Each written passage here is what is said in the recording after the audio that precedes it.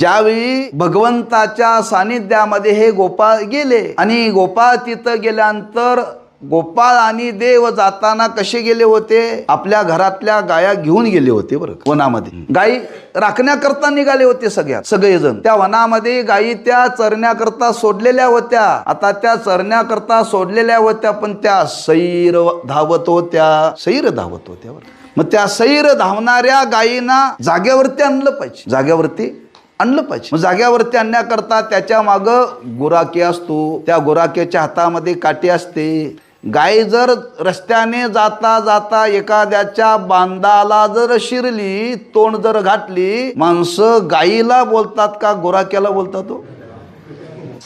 गुराख्याला बोलतात बरं. मी ज्या सुरुवातीला आश्रमामध्ये गेलो, दुपारी 2 तास सेवा करायची, गायी राखायच्या बरं. मग त्या आश्रमाच्या शेजारी एक दुसऱ्याचं शेत, त्या 5-6 गायी आणि एक गाय त्या दुसऱ्याच्या शेतात गेल्यानंतर तो मारायला धावत यायचा आमच्याकडे बरं. धावत यायचा, भांडणं व्हायची त्यांची आमची. तो भांडणारा होता बहिर्मुख वृत्तीचा बरं का. नको ते घाण बोलायचा. पण गाय त्याच्या शेतात गेली ती तो आम्हाला शिव्या द्यायचा, लक्षात ठेवा. तेव्हा दुसऱ्याच्या शिव्या खाऊ नये याच्याकरता आपली गाय दुसऱ्याच्या शेतात जाता कामा नये याच्याकरता राखणाऱ्याने तत्पर पाहिजे बरं का. काय समजलं तर बघा,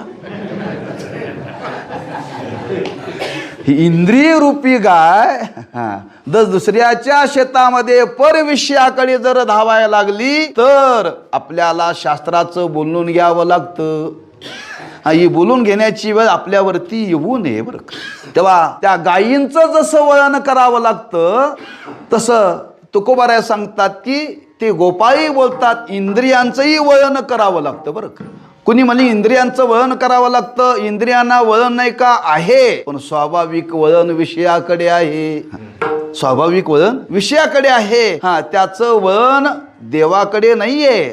तुकोबाराय म्हणतात आमच्या इंद्रियांना वळण पडले तो भाग वेगळा. पडिले वळण